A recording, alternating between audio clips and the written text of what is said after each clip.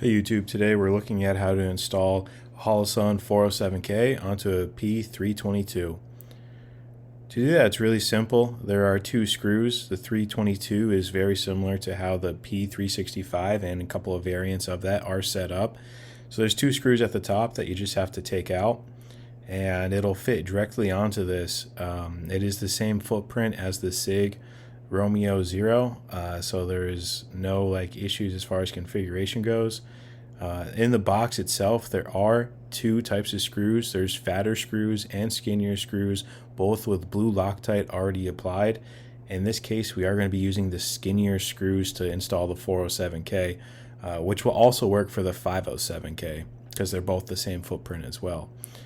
So the first thing I do here is take it out of the box and line it up on the holes, trying to match everything so that I could see that it fits before I actually start working on installing the screws here.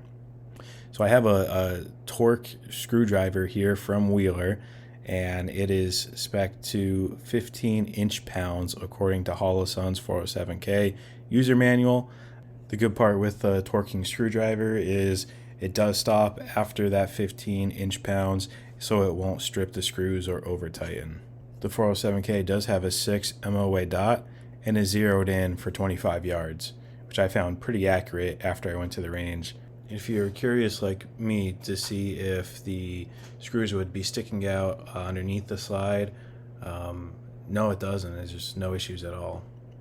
Overall, the 407K fits perfectly on the P322. Highly recommend it. Again, it's the same footprint as the 507K, so you can install either one the exact same way. And both are available at freedomgorilla.com.